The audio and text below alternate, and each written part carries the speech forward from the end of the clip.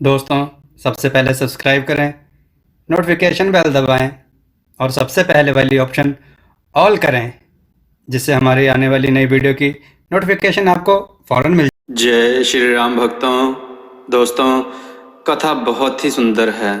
आत्मचिंतन करने वाली ये कथा बहुत ही सुंदर है। सुनकर लाइक जरूर करें।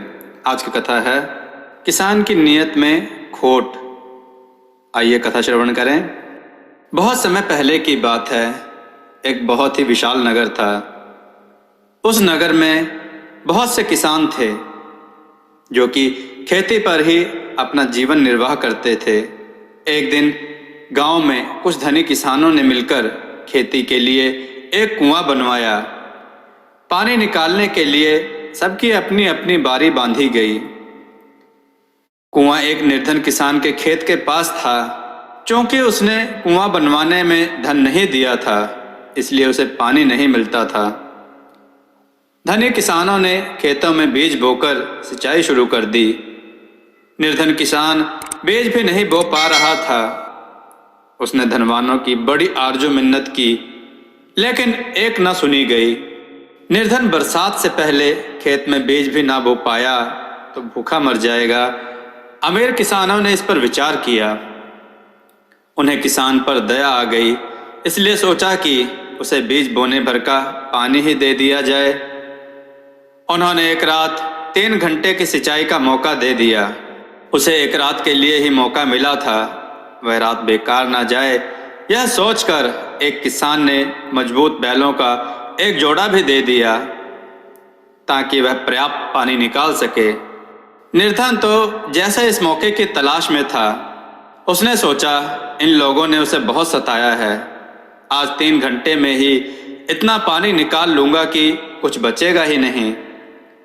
इसी नीयत से उसने बैलों को जोता, पानी निकालने लगा। गाधी पर बैठा और बैलों को चलाकर पानी निकालने लगा। पानी निकालने का नियम यह है कि बीच बीच में हौज और नाली की जांच कर लेनी चाहिए कि पानी खेतों तक जा रहा है या नहीं। लेकिन उसके मन में तो खोट था। उसने सोचा, हौज और नाली सब दुरुस्त ही होंगे। यदि बैलों को छोड़कर उन्हें जांचने गया तो वे खड़े हो जाएंगे। उसे तो अपने खेतों में बीज बोने से अब मतलब ही नहीं था। उसे तो कुआं खाली करना था ताकि किसी के लिए पानी ही न बचे। वह ताबड़तोड़ बैलों पर डंडे बरसाता रहा। डंडे के चोट से बैल भागते रहे और पानी निकलता रहा। 3 घंटे का समय पूरा होते ही दूसरा किसान पहुंच गया जिसकी पानी निकालने की बारी थी। कुआं दूसरे किसान को देने के लिए उसने बैल खोल दिए और अपने खेत देखने चला। वहां पहुंचकर वह छाती पीट पीट कर रोने लगा। खेतों में तो एक बूंद पानी नहीं पहुंचा था।